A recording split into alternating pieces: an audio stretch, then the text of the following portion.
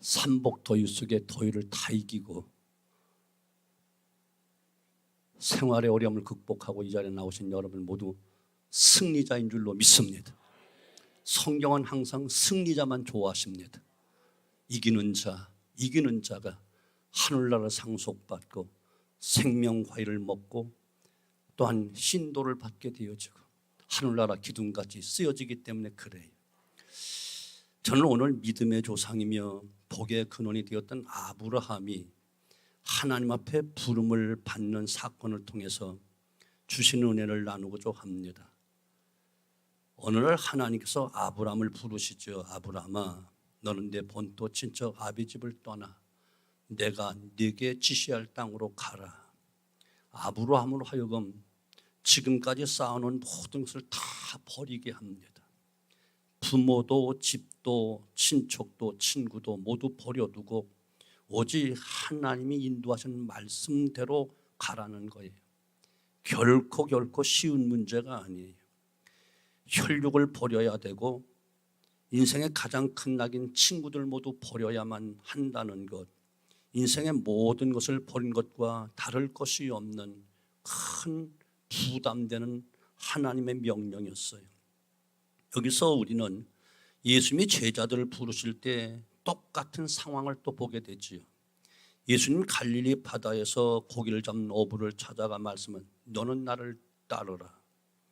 주님을 따르기 위해서 그물을 버려야 되고 배를 버려야 됐고 부모를 버려야만 했고 그뿐입니까?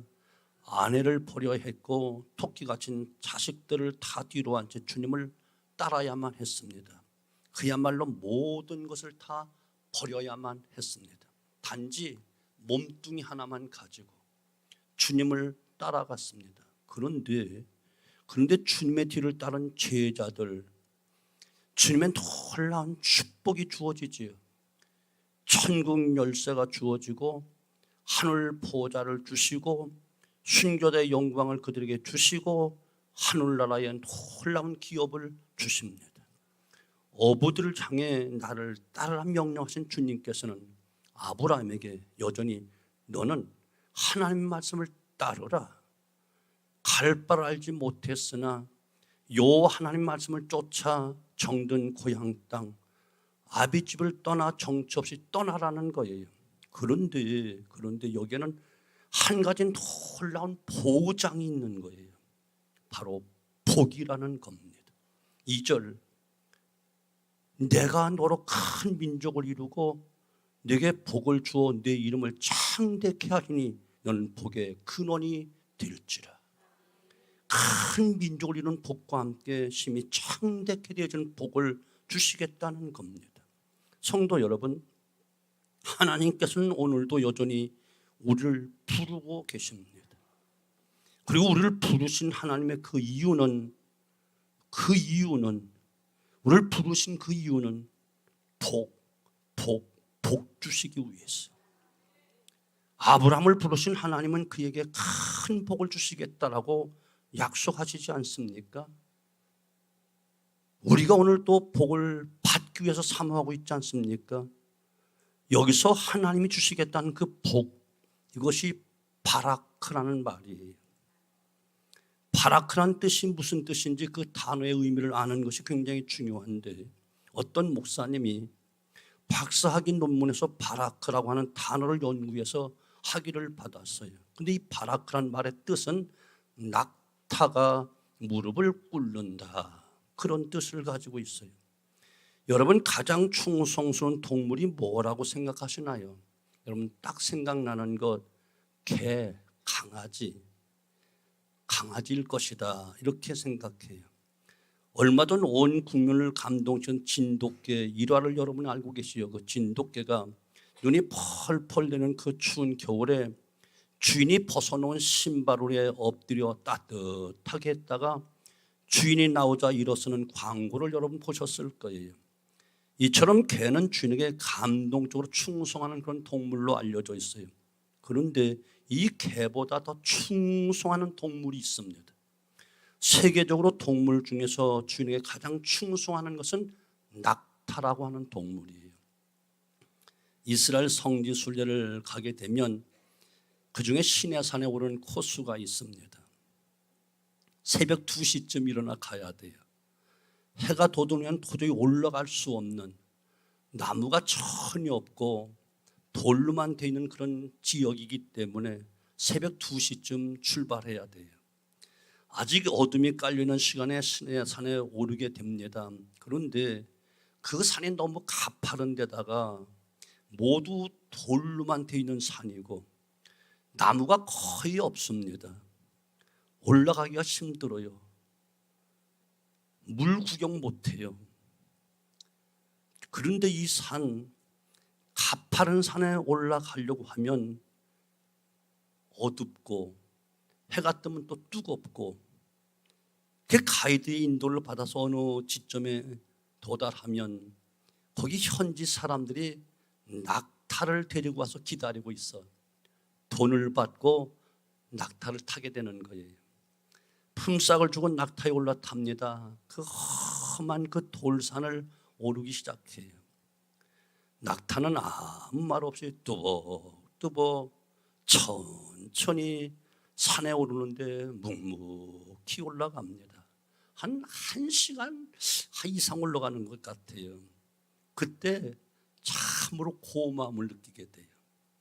여러분, 주인에게 충성하는 동물들 많습니다. 개가 그렇고 말도 그렇습니다.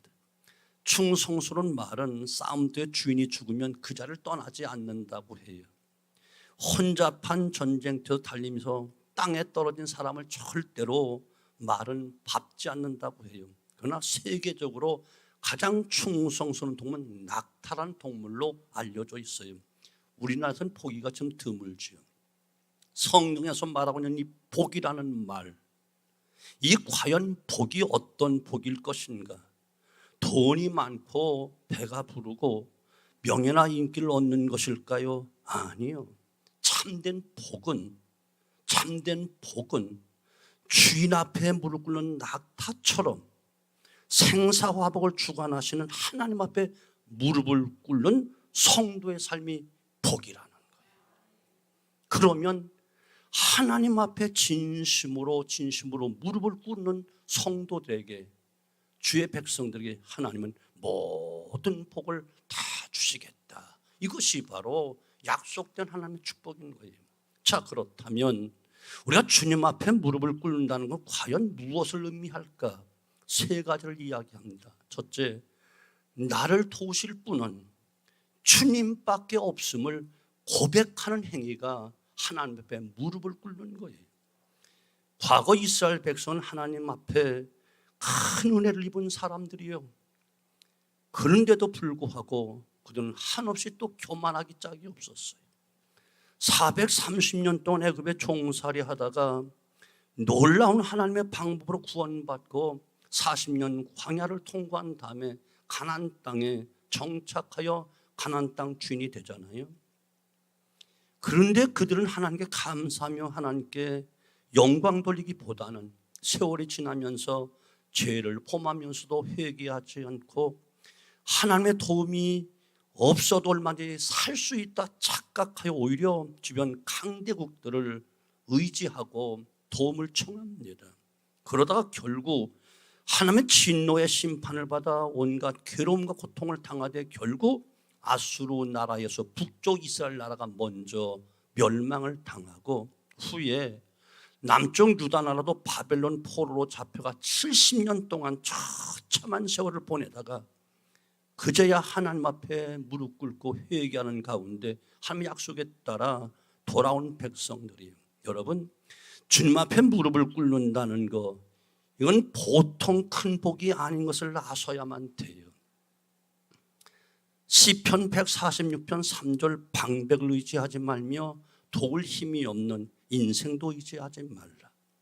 방백들을 의지하지 말고 힘 있는 어떤 사람들을 의지하지 말고 또 돕고 싶어도 도울 수 없는 인생들을 의지하지 말고 오직 생사를 주관하시고 영원히 변함이 없는 하나님께 그분을 바라보고 무릎을 꿇으라는 거예요. 왜? 나를 참으로 도우실 분은 주님밖에 없기 때문에 그래요. 우리 부모가 돕고 형제가 돕고 친구가 돕지요. 도울 수 있겠지요. 그러나 한계가 있어. 돕고 싶어도 그들의 호흡이 먼저 끊어지면 도울 수가 없어. 이 땅은 도울 수 있겠지. 그러나 죽음의 문턱을 넘어서는 순간 아무도 도와줄 자는 없어. 세상의 그 어떤 것도 우리의 궁극적인 문제를 근본적으로 해결해 줄 수 있는 사람은 아무것도 없습니다. 오직 우리는 주님 앞에 무릎을 꿇는 신앙이 되어줘야 돼요.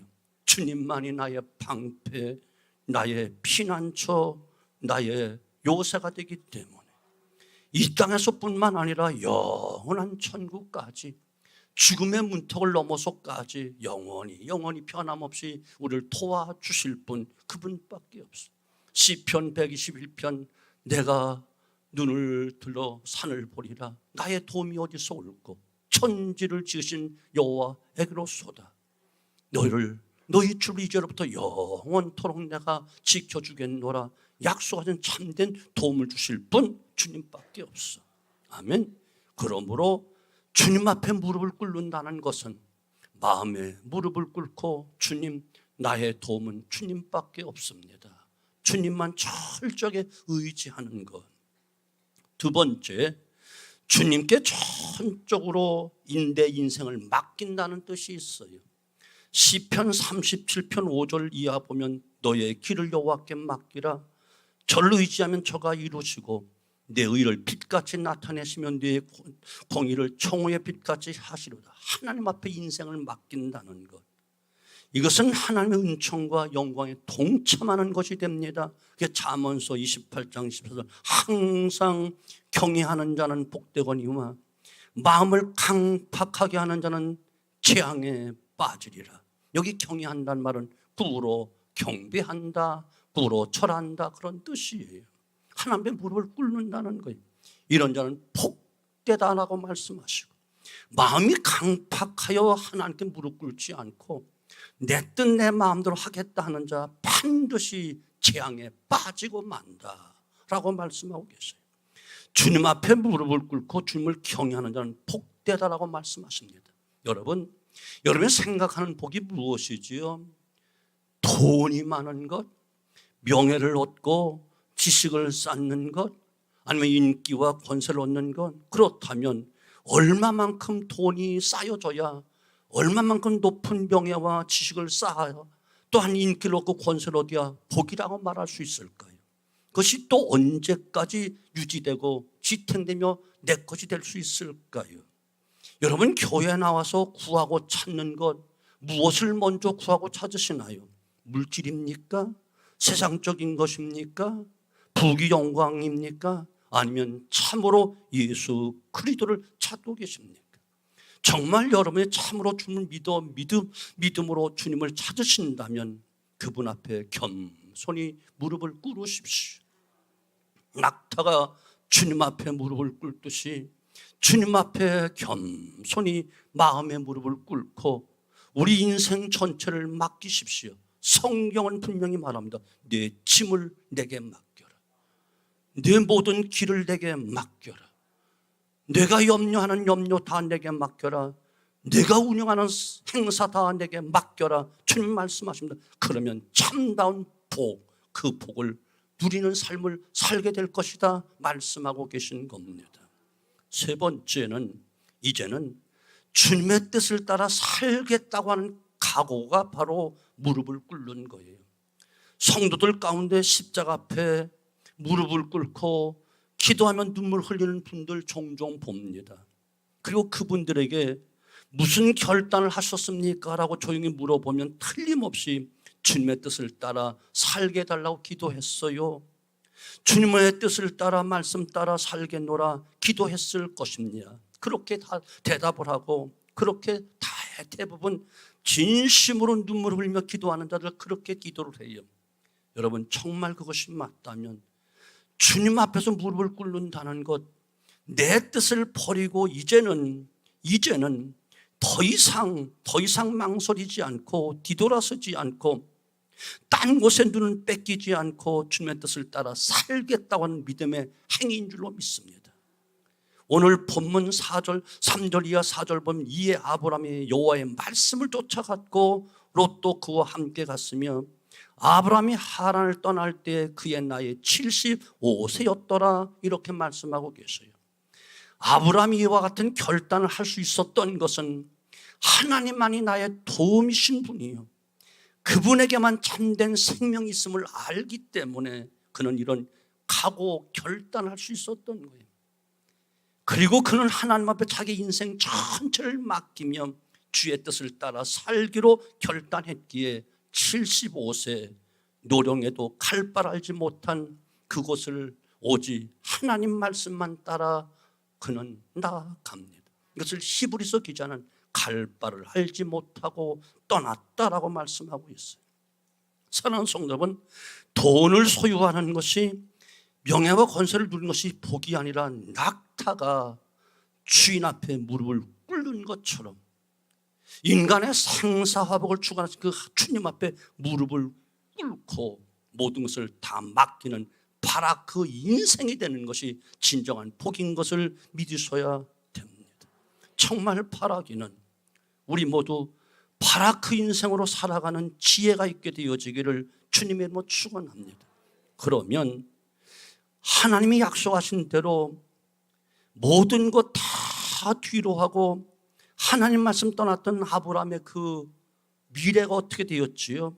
간단히 소개하면 그야말로 큰 민족을 이룬 복을 약속대로 받습니다.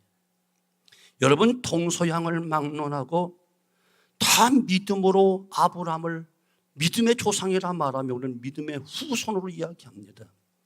동서양을 막론하고 아브라함의 믿음의 후손들이 얼마나 많은지 큰 민족을 수십억이 됩니다. 그 이름이 창대케 되는 복을 받습니다.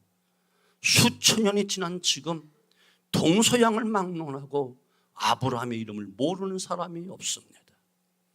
또 그는 복의 근원이 되어서 우리는 주로 믿음의 조상이요 축복의 조상이다 이런 말을 우리 입에 붙이고 기도를 합니다. 그는 복의 근원이 되었습니다. 또한 그는 창세기 13장 1절 보면 은금이 풍성했더라. 우리가 좋아하는 은금도 풍성한 복을 받았습니다. 또 창세기 25장 7절에 가서 보면 건강과 장수의 복을 받되 175세까지 장수한 복을 받았습니다. 또한 영원히 영생의 복을 받되 부자 나사로의 그 부자와 나사로의 그 비유 가운데 나사로가 안긴 것이 아브라함의 품에 안겼다 이렇게 영생을 누리는 큰 복을 받습니다. 그리고 성경 속에 마태복음 1장 1절 보면 아브라함과 다윗의 자손 예수대의 세계라. 예수님 곧 우리 주님의 메시아의 조상이 되는 큰 복을 받습니다. 사랑하는 성도는 이 복 받고 싶지 않은가요? 아브라함에만 주신 특별한 것이 아니에요. 무릎을 꿇는 자, 하나님만이 나의 도움이 되십니다. 내 인생을 다 온전히 맡기겠습니다. 이제부터는 철저하게 하나님 뜻을 따라 살겠습니다. 다짐하고 각오하는 자에게 이와 같은 복을 주십니다. 그 여기서 주의해야 될 것, 히브리서 6장 13절부터 15절 보면 이처럼 아브라함을 향하여 하나님이 복을 약속하실 때에 하나님이 자기보다 더 큰 자가 없기 때문에 하나님 자신의 이름을 가리켜 맹세할 가라사대 내가 반드시 복 주고 복 주며 번성케 하고 번성케 하리라 하였더니 저가 이같이 오래 참아 이 복을 받았느니라. 아멘. 인내가 필요하다는 거예요. 저는 이제 말씀을 마무리하면서 세 사람을 소개할게요. 창세기 6장 10절 보면 다니엘이라고 하는 사람이 나와요. 다니엘은 남쪽 유다 나라가 바벨론에 망할 때 포로 잡혀갔던 젊은 청년이었어요. 그가 뜻을 정하여 하나님을 잘 섬기는 가운데 하나님께 축복해 주어서 바벨론 총리가 됩니다. 지혜를 주었지요. 10배의 지혜를 주었으니까요. 그런데 하나님이 준 그 지혜로 승승장구하여 바벨론의 총리가 되니 수많은 바벨론 사람이 다 미워하고 시기하고 질투하여 죽이려고 혈안이 되어 있는 거예요. 온 사방을 살펴 죽이려고 정신 못 차릴 만큼 항상 주변에 적들이 많은 거예요. 어느 날 다니엘이 궁에 들어갔더니 모든 방백들이 이상한 악법, 세상에 처음 듣는 악법을 만들어 다니엘을 죽일 것을 법을 만듭니다. 왕이요, 이제부터 한 달 동안 왕 외에 어떤 사람이든 신에게 기도를 하거나 무릎을 꿇는 자는 사자굴에 던져놓도록 하시죠. 왕은 그만큼 위대하십니다. 어리석은 왕이 자기가 정말 위대한 줄 알고 그 법에 어인을 찍어서 결정을 내립니다. 다니엘이 그때 거기 있었어요. 성경은 분명히 말합니다. 다니엘이 어인이 찍힌 것을 알고도 집에 돌아가 전에 하던 그대로 창문을 열어놓고 무릎을 꿇고 기도하였더라. 무릎을 꿇고 하나님만이 나의 도움이십니다. 내 인생 사자굴 속에 들어가 죽어도 좋습니다. 사는 것 주님께 있습니다. 맡겼습니다. 나는 죽을 각오합니다. 사자굴 속에 들어가도 좋습니다. 각오를 하고 그는 똑같이 전에 하던 그대로 한 달 기도시면 어떻겠어? 누가 뭐라 하지 않겠지. 창문 닫아놓고 조용히 하면 뭐라 하겠어요? 이상 없겠죠. 그러나 전에 하던 그대로 창문을 열어놓고 예루살렘 성전 쪽을 향해 무릎 꿇고 하나님께 간절히 기도했더라. 결과가 어떻게 했지요?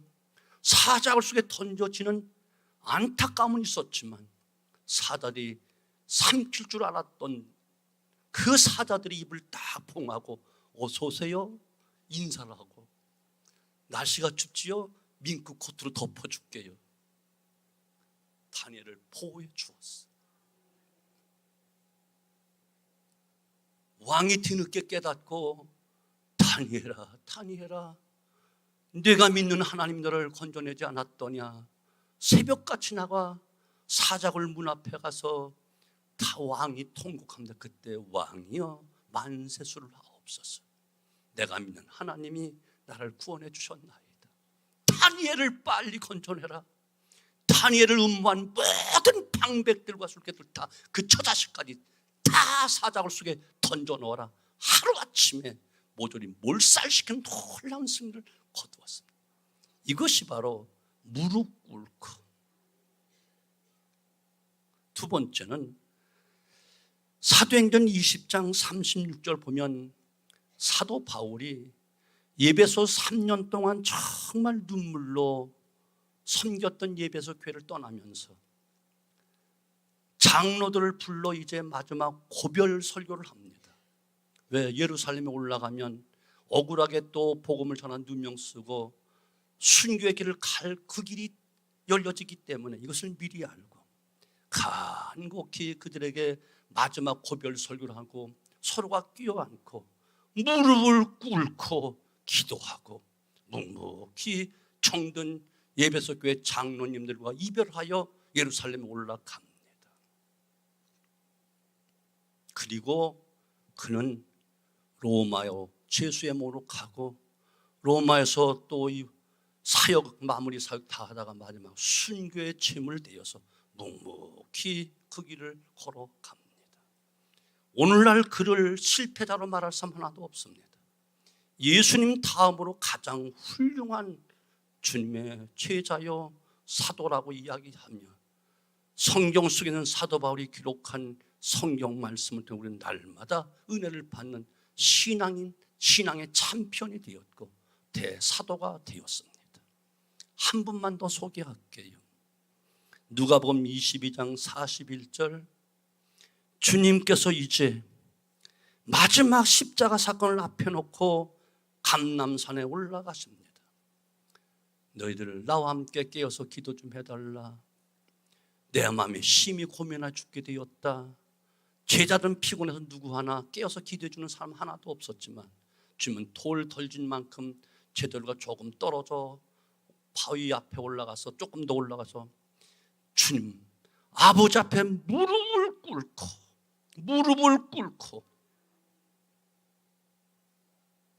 땀방울이 피방울 때도 간절히 기도하여 놀라운 십자가의 그 짐을 감당하시고 나를 도우실 분 하나님 믿고 무릎 꿇고 기도했던 주님은 십자가에서 죽고 영원히 죽은 것이 아니라 사흘 만에 부활되는 놀라운 부활의 승리와 함께 아멘. 천하 만국을 다스리는 만주의 주 만왕의 왕이 되었습니다. 사랑하는 성도, 무릎 신앙생활은 말로 하는 게 아닙니다. 뛰어다니며 하는 것이 아닙니다. 무릎으로 하는 것입니다. 아이고 내가 알기에는 세상 사람은 믿지 않는 사람 한 번도 기도 안 하고 무릎 꿇지 않아도 잘만 되던데요. 예, 잘 되겠지요. 죽음의 문턱을 넘어서까지 잘 될까요? 성경은 분명히 말합니다. 악한 마귀와 모든 귀신들에서 예비된 저 지옥불에 다 쓸어버려라. 성경은 분명히 말씀하고 있습니다. 무릎 꿇는 것이 패배처럼 보입니까? 어리석게 보입니까? 아직도 할 일이 많기 때문에 뛰어가고 싶습니까? 아니요. 성경은 또 분명히 말합니다. 여호와께서 집을 세우지 아니하시면 세우는 자의 수고가 헛되고 여호와께서 성을 지키지 않는 파수꾼의 경성이 헛되고 너희가 새벽부터 밤늦게까지 아무리 땡치리가 되어 뛰어다녀 봐도 말짱 꽝이다. 성경은 답을 주고 있습니다. 여러분 아직도 뛰어다니고 싶습니까? 아직도 내 머리를 의지하고 싶습니까? 아니요. 낙타가 무릎을 꿇듯이 참된 주인 대신 생사화복을 주한 그분 앞에 무릎을 꿇으십시오. 이것이 지혜 있는 삶이요, 이것이 승리의 삶이요, 만복을 누리는 복덩어리 인생인 것을 의심 없이 믿고 여러분 무릎을 꿇어 보시지. 아직도 예배 마치고 난 갈 곳이 많아 달려가 보세요. 꽝입니다. 주일은 온전히 주님 앞에 들이셔야 됩니다. 형식적으로 수십 년 다니면 뭐합니까? 한 번도 하나님 앞에 마음의 무릎을 꿇지 않는데 무슨 복이 있다고요? 입만 무성한 무당한 나무가 되지 말고 복덩어리 인생이 되시기를 바랍니다. 바라크 인생, 복된 인생, 무릎 꿇는 인생. 사람 앞에 무릎 꿇으면 정말 비참해지고 비굴해지고, 그러나 하나님 앞에 무릎 꿇으면 비굴한 자도 높여주시고 사자굴 속에 건져주시고 억울한 누명 쓰고 감옥에 갇혔던 요셉 같은 삶을 존귀하게 만든 놀라운 축복이 있음을 깨닫고 뛰어가려 하지 말고 먼저 가려 하지 말고 주님 앞에 무릎 꿇고 주님의 인도함을 받다 말씀을 쫓아 사는 복된 삶으로 바라크 인생 되어지시고, 갈라디아 3장 7절 아브라함과 같은 믿음을 갖는 자가 아브라함의 아들들이요, 9절 아브라함 같은 믿음을 갖는 자가 아브라함의 복을 받느니라. 바라크 인생으로 아브라함처럼 복을 받는 복덩어리 되어지고 천대까지 또 영원토록 복을 물려주고 복을 누리는 복덩어리 인생 되어지기를 주님의 이름으로 축원합니다.